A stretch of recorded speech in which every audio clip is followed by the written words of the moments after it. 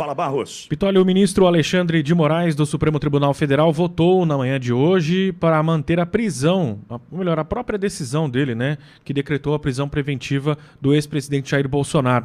Em seu voto, o ministro destaca que Bolsonaro admitiu que violou a tornozeleira eletrônica, o que, segundo Moraes, significa uma falta grave, ostensivo descumprimento da medida cautelar e patente desrespeito à justiça.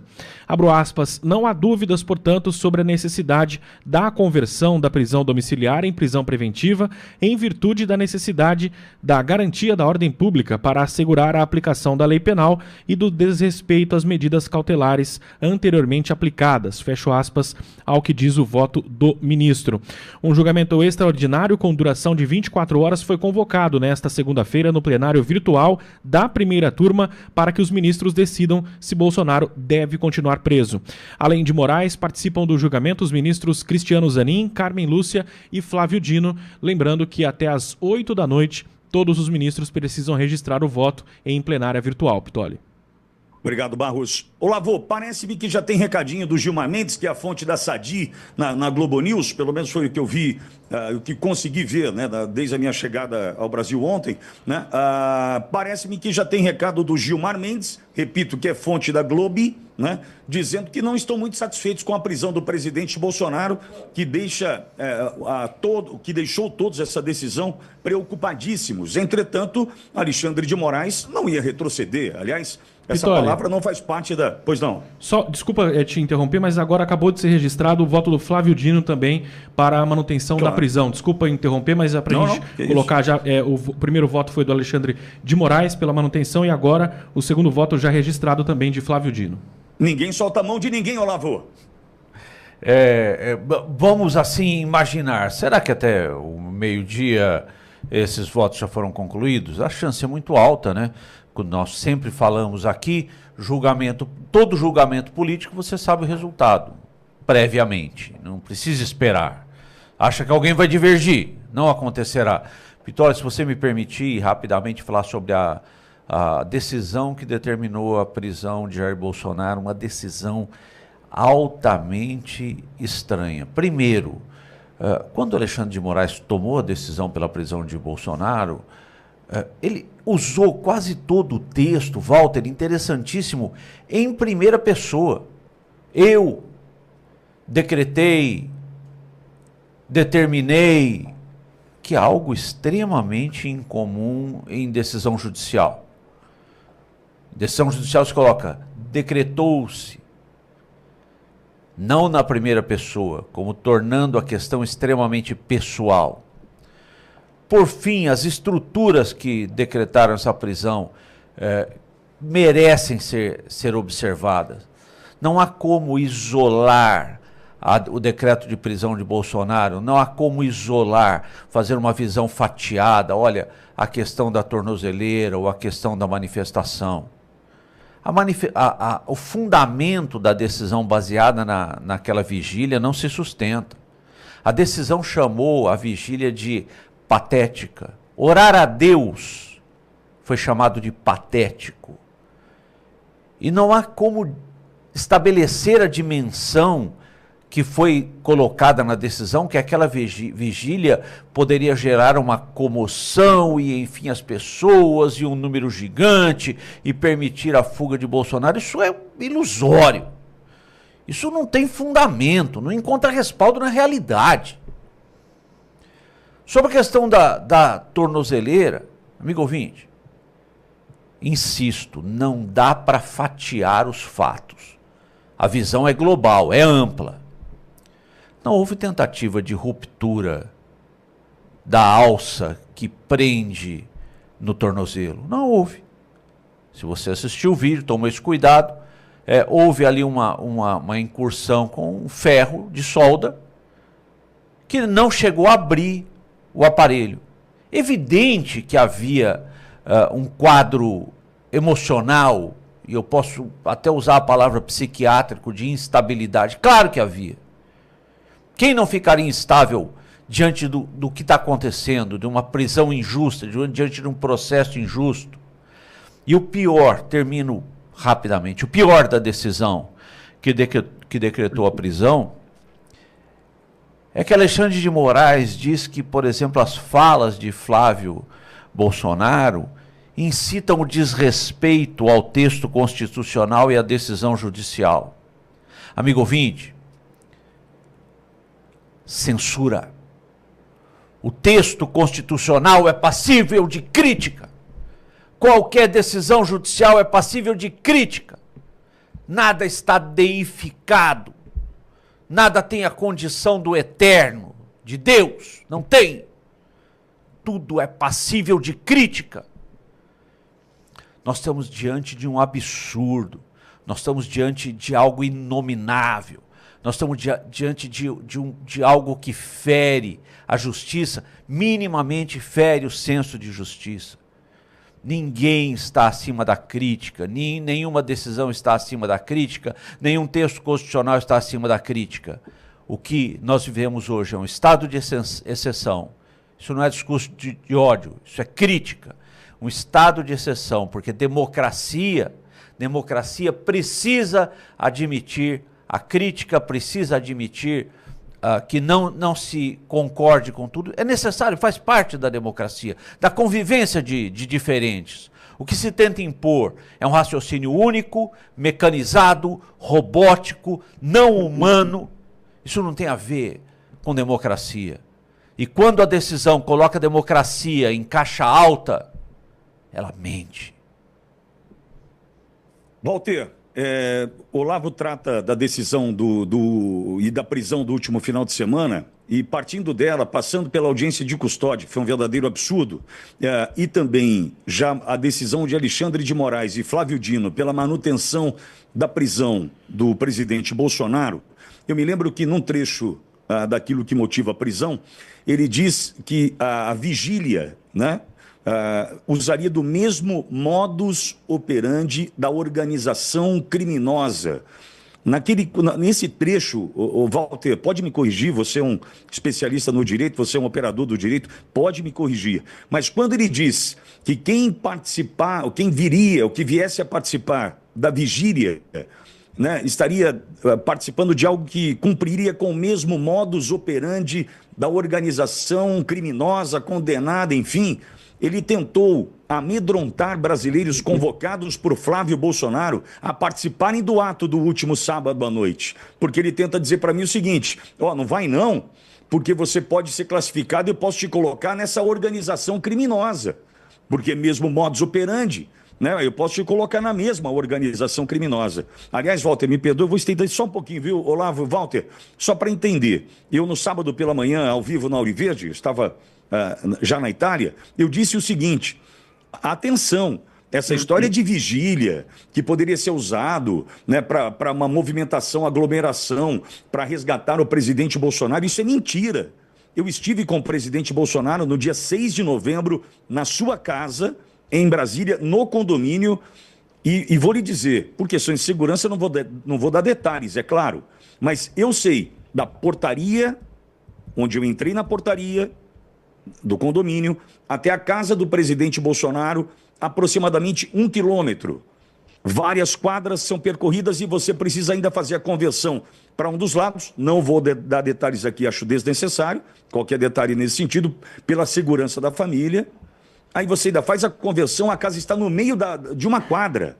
Ou seja, a oração e a vigília, não acredito que sejam ouvidas da casa do presidente Bolsonaro. Como é que faria? Invasão do condomínio? As pessoas iriam até a casa do presidente para tentar resgatá-lo?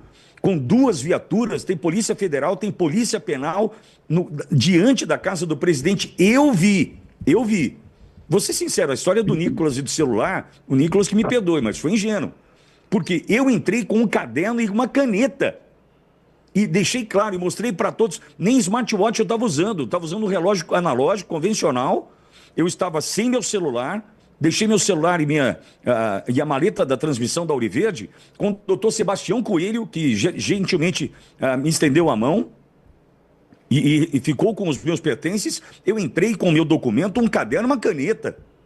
Para que eu ia entrar com o celular? Bom, mas enfim, não é o caso aqui agora. Mas no fundo da casa do presidente Bolsonaro tem outra viatura. Ele ia fugir por onde? Esses manifestantes seriam recebidos o quê? Com carinho pela Polícia Federal, pela Polícia Penal?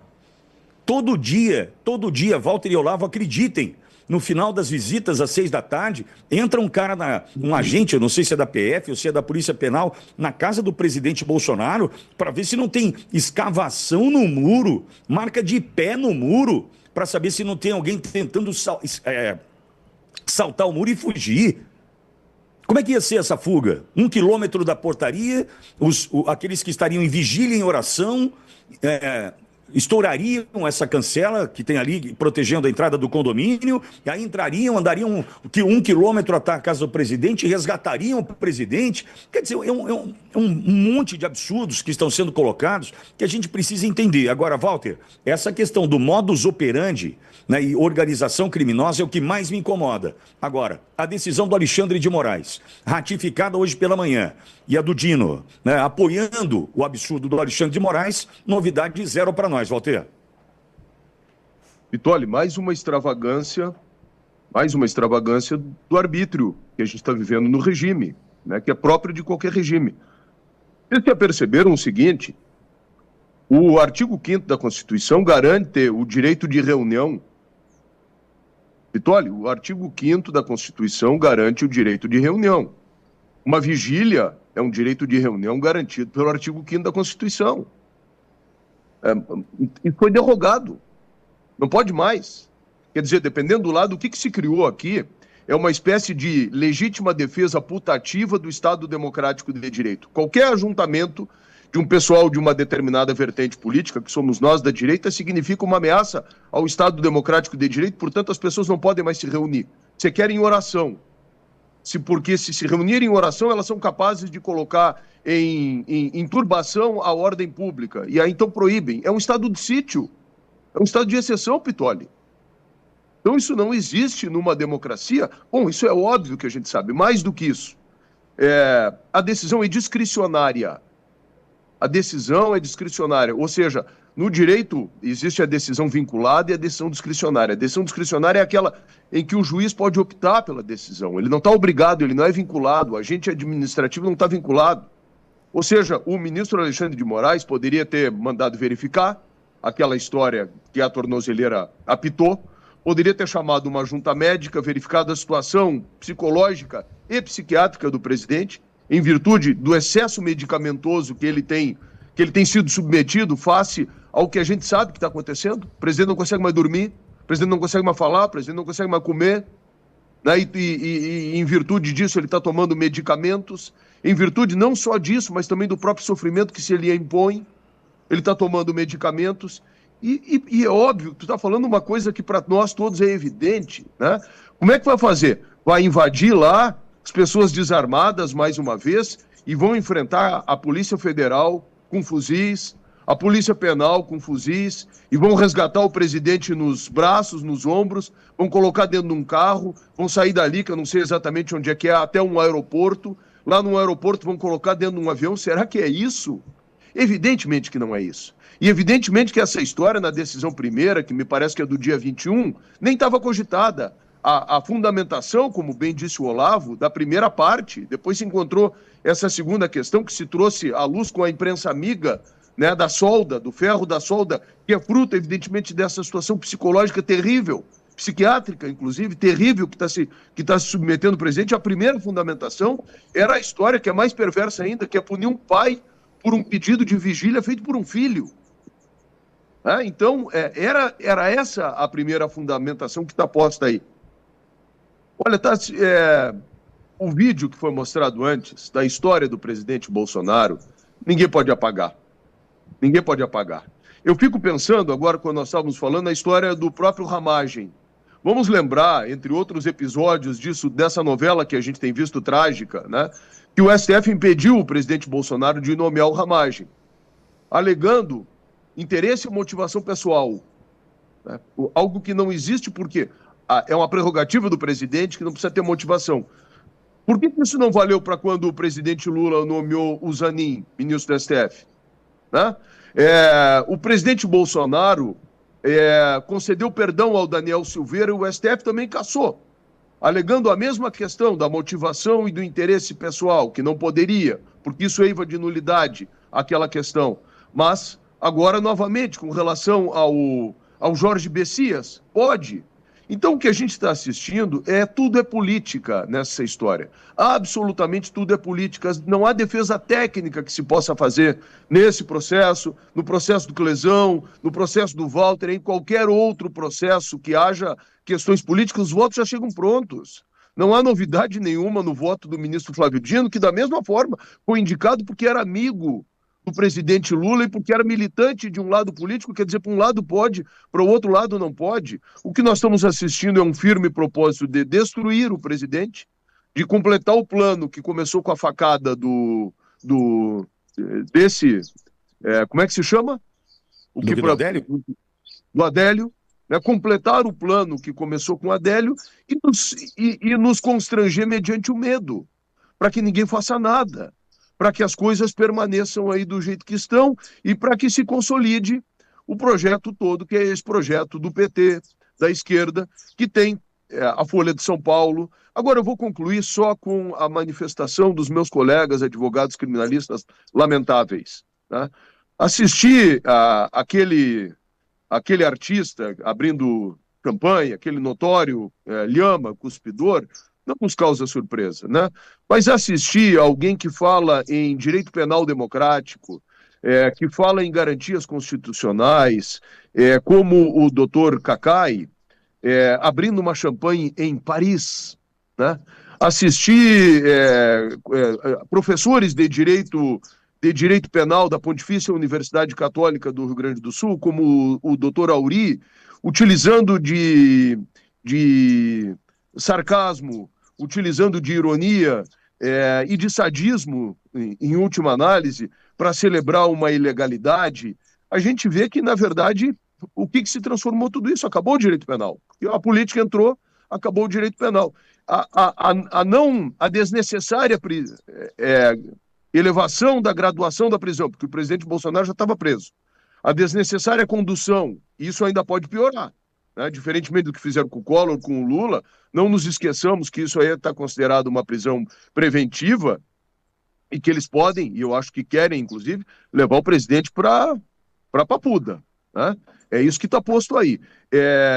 Eu contrasto com essa posição desses juristas de outros juristas, como a quem eu aplaudo, porque esses não mudaram de posição, como o doutor Daniel Bialski, né, dizendo da desnecessidade e do abuso e do arbítrio. Um grande processualista, um professor, um especialista. Dizendo que, olha, não precisava fazer isso, porque evidentemente que o ministro olha essa situação e diz o seguinte, olha, está tudo sob controle. O réu teve um imputado, enfim, teve um surto, mercê da quantidade de medicamentos, mas existe toda uma circunstância no entorno que garante que o Estado possa efetivar as medidas que estão sendo impostas, embora a gente saiba que tudo é injusto, que a tornozeleira é injusta, que a prisão é injusta, que o processo é injusto, mas como eu disse, não há posição técnica. Então eu concluo, Olavo, para me dirigir aos colegas advogados, dizendo que eu não me sinto surpreso, que eu vejo que, de fato, tudo virou briga de torcida.